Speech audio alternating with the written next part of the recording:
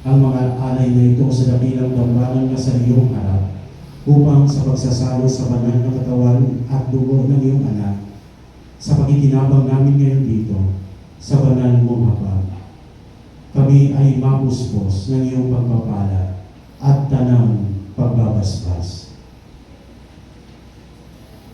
Ama namin, iyo ring alalahanin ng mga anak mong naunang yumako sa amin, sa pag-iblay sa iyong kapayapaan, yamang ang tatak ng pananampalataya ay kanilang taglay, at sila ngayon amin ipinagdarasal.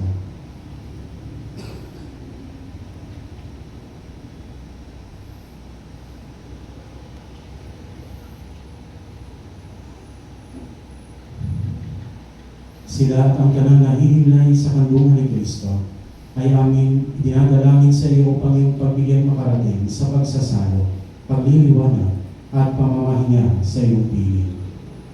Kahit kami ay mga makasalanan mong lingkod, kami rin ay nagtitiwala sa iyong nag-uumapaw na pagkamakabigay sa aming pamumuhay araw-araw. Kaya pagitabatin mo rin kami ay makaugnay at makapiling ng iyong mga banal na apostol at martir, kasama nila Juan Bautista, Esteban, Matias, Bernabe, Ignacio, Alejandro, Marcelino, Pedro, Felicidad, Perpetua, Agatha, Lucia, Agnes, Cecilia, Anastasia, at ng lahat ng iyong mga banal.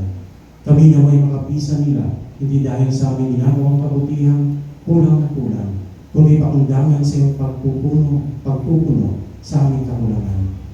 Sa kanyang pamamagitan, ang tanang mabubuting kalooban mo ito ay lagi mong pinaiiral, pinababanal, binubuhay, binabasbasan, at sa amin ibinibigay.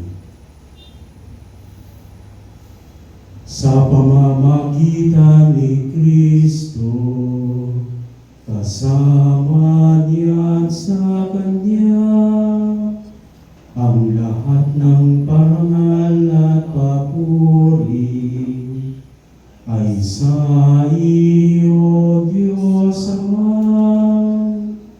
makapangyarihan, kasama ng Espiritu Santo, magpasawalang hanggan.